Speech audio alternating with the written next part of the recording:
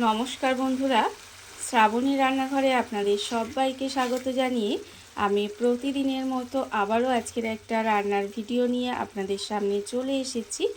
আজকের আমি আপনাদের সয়াবিন দিয়ে একটা ইউনিক রেসিপি বানিয়ে দেখাবো। আশা করি আপনাদের ভালো লাগবে। তার জন্য কিন্তু আমার পুরো ভিডিওটা আপনাদের দেখতে হবে।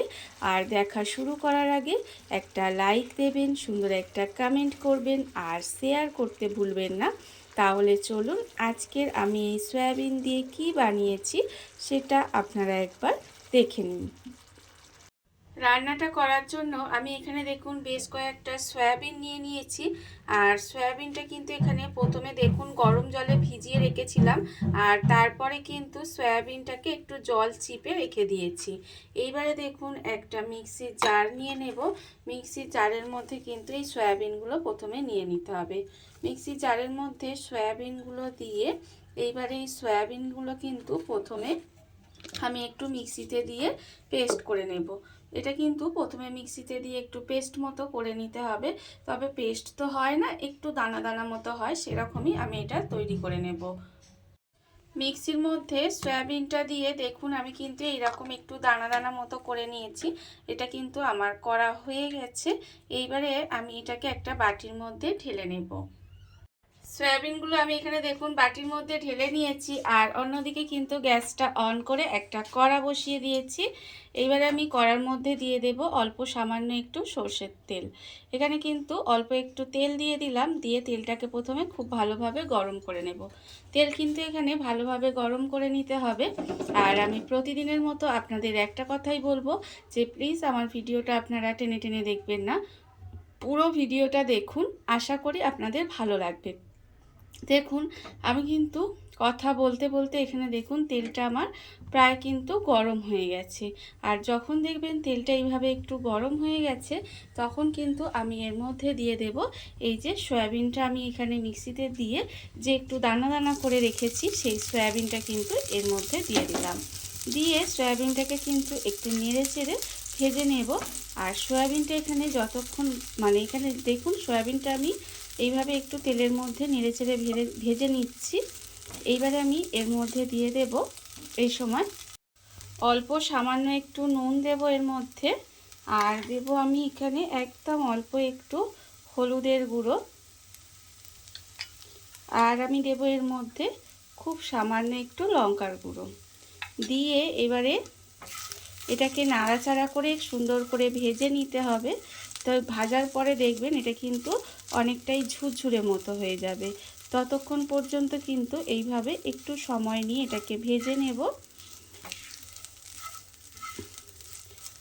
এই যে সয়াবিনের রেসিপিটা আমি আজকে দেখাচ্ছি, সয়াবিন দিয়ে তো আপনারা অনেক রকম রেসিপি খেয়েছেন, বা আমিও আপনাদের সয়াবিন দিয়ে অনেক রেসিপি বানিয়ে দেখিয়েছি। কিন্তু এইভাবে একবার সয়াবিনটা বানিয়ে দেখবেন, খেতে কিন্তু অসম্ভব সুন্দর হয়। যে কোনো নিরামিষ দিনে কিন্তু আপনারা এইভাবে সয়াবিনটা বানিয়ে দেখতে পারেন, খেতে ভীষণই ভালো লাগে। আর এই সয়াবিনটা কিন্তু এইভাবেই একটু সময় নিয়ে আস্তে আস্তে করে গ্যাসটাকে লোতে দিয়ে দিয়েছি, দিয়ে সয়াবিনটা একেবারে ঝুরঝুরে করে ভেজে নিতে হবে।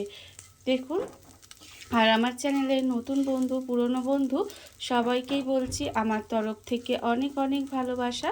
নতুন বন্ধুদের বলবো যদি আমার চ্যানেলটা সাবস্ক্রাইব করেন তাহলে পাশে থাকা বেল বাটনটা অবশ্যই প্রেস করে দেবেন, যাতে আমি যখনই কোনো নিত্য নতুন ভিডিও আপলোড করব সবার প্রথমে আপনাদের কাছে নোটিফিকেশান চলে যাবে এবং আপনারা আপনাদের সময় মতো সেটা দেখে নিতে পারবেন। আর পুরনো বন্ধুদের বলবো যে এইভাবে আমার পাশে থাকার জন্য, আমাকে এগিয়ে যেতে সাহায্য করার জন্য আপনাদের অসংখ্য অসংখ্য ধন্যবাদ। দেখুন আমি কিন্তু সয়াবিনটা এইভাবে একটু ঝুরঝুরে করে ভেজে নিয়েছি। আর এখানে কিন্তু আর একটু আমি ভেজে নেব এটাকে লাল লাল করে। আর একটু কিন্তু সয়াবিনটা আমাকে ভেজে নিতে হবে। সয়াবিনটা কিন্তু আমার এখানে একেবারে লাল লাল করে ঝুরঝুরে করে ভাজা হয়ে গেছে। আর দেখুন এইভাবেই কিন্তু একটু ঝুরঝুরে করে ভেজে নিতে হবে। এইবারে এই সয়াবিনটা আমি আলাদা করে তুলে রেখে দেব। এটা কিন্তু আলাদা করে তুলে রেখে দিতে হবে। সয়াবিনটা ভেজে আমি আলাদা করে তুলে রেখে দিয়েছি। আর অন্যদিকে দেখুন একটা মশলা রেডি করব, তার জন্য আবারও মিক্সি জারটা নিয়ে নিয়েছি। এবার এর মধ্যে দিয়ে দেবো দেখুন 1 চামচ সাদা সর্ষে, 1 চামচ কালো সর্ষে আর 1 চামচ পোস্ত। এইবার আমি এর মধ্যে দিয়ে দেব একটা কাঁচা লঙ্কা। ঝাল আপনারা কতটা খাবেন সেটা বুঝে কিন্তু কাঁচা লঙ্কাটা ব্যবহার করবেন।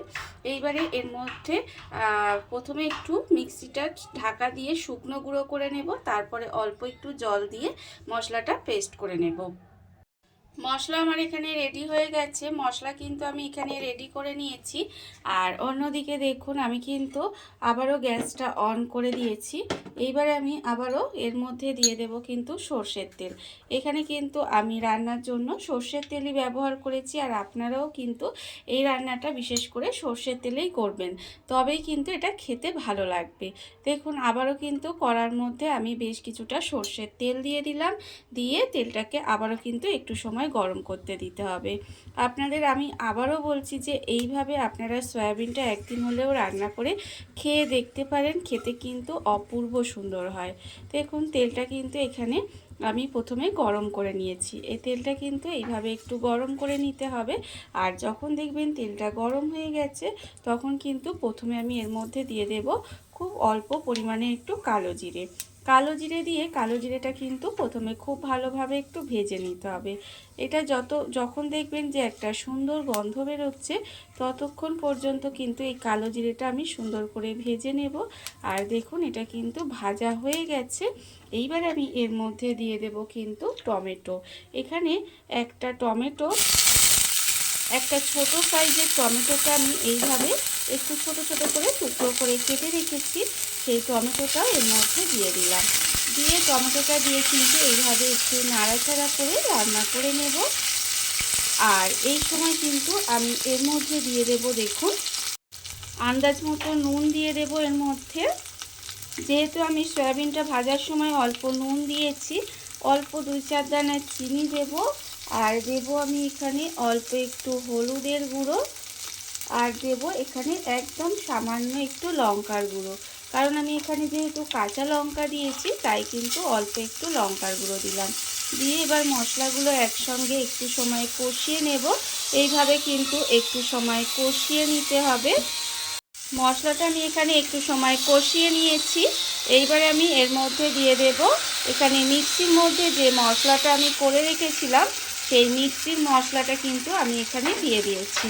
মিক্সির মশলাটা দিয়ে কিন্তু আবারও এই মশলার সঙ্গে একসঙ্গেই একটু সময় এইভাবে কষিয়ে নিতে হবে। এটা কিন্তু এইভাবে আরেকটু সময় কষিয়ে নেব। মশলা আমি এখানে ভালো করে কষিয়ে নিয়েছি। আর দেখুন এটা কিন্তু কষানো হয়ে গেছে, তবে খুব বেশি কষাবেন না, যার সর্ষে যেহেতু দেওয়া আছে তেতো হয়ে যাবে। জাস্ট একটু নেড়ে ছেড়ে কিন্তু এটা রান্না করে নিলেই হবে। আর যখন দেখবেন এইভাবে রান্না হয়ে গেছে, তখন এর মধ্যে কিন্তু আমি মিক্সিতে অনেকটাই মশলা লেগেছিল, সেই মশলাটা ধুয়ে আমি এর মধ্যে একটু জল দিয়ে দিলাম। দেখুন এর মধ্যে কিন্তু জলটা দিয়ে দিতে হবে। দিয়ে এবার ঢাকা দিয়ে এই গ্রেভিটা একটু সময় ফুটতে দেব। এটা কিন্তু এইভাবে একটু ফুটিয়ে নিতে হবে। ঢাকা দিয়ে আমি এইভাবে কিছুক্ষণ সময় রান্না হতে দিয়েছিলাম। দেখুন এই রকম কিন্তু ঠিক হয়েছে। এইবারে আমি এর মধ্যে দিয়ে দেব এই যে সয়াবিনটা আমি যে ভেজে রেখে দিয়েছিলাম, সেই সয়াবিনের এটা কিন্তু এর মধ্যে এবার দিয়ে দিতে হবে। সয়াবিনটা দিয়ে আমি কিন্তু এইভাবে একটু মিশিয়ে দেব। মিশিয়ে দিয়ে এটা কিন্তু আবারও একটু সময় ঢাকা দিয়ে রান্না করে নেব। দেখুন এটা কিন্তু আবারও একটু সময় ঢাকা দিয়ে এইভাবেই রান্নাটা করে নিতে হবে। ভীষণই সহজ রান্না, খুব তাড়াতাড়ি রান্না হয়ে যায়, আর খেতে তো অসম্ভব সুন্দর লাগে। দেখুন আমি কিন্তু এই ঢাকা দিয়ে আবারও একটু সময় এটা রান্না করে নেব। ঢাকা দিয়ে আমি বেশ কিছুক্ষণ সময় এইভাবে কিন্তু সয়াবিনটা দিয়ে আরেকটু সময় এইভাবে রান্না হতে দিয়েছিলাম।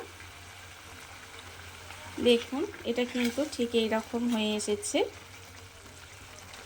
আর এই যে জলো জলো ভাবটা আছে, এটা কিন্তু আর একটু শুকনো শুকনো হবে, তবেই কিন্তু খেতে ভালো লাগবে। দেখতে দেখেছেন কতটা সুন্দর হয়েছে, খেতেও কিন্তু ভীষণই সুন্দর হয়। এইবারে এইভাবে একটু নেড়ে নেড়ে নিচ্ছি। এটা রান্নাটা আমার কিন্তু এখানে প্রায় হয়ে এসেছে।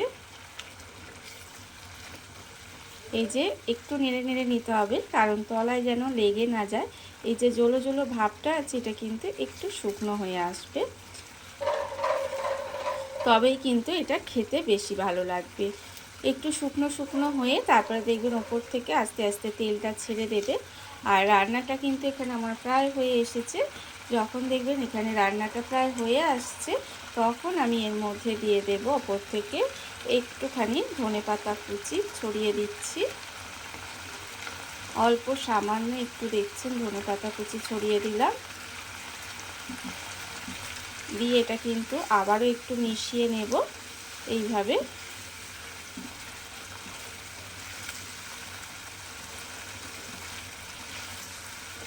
এবারে আমি এর মধ্যে দিয়ে দেব, দেখুন এখানে আমি রেখেছি দুটো চেরা কাঁচা লঙ্কা, সেই চেরা কাঁচা লঙ্কাটা এর ওপর থেকে দিয়ে দিয়েছি। আর দেব আমি এখানে ওপর থেকে একটু কাঁচা সর্ষের তেল। এটা দিলে কিন্তু এর ফ্লেভারটা আরও সুন্দর আসে। কাঁচা সর্ষের তেল দিয়ে দিলাম, দিয়ে এবার এটাকে একটু মিশিয়ে নেব।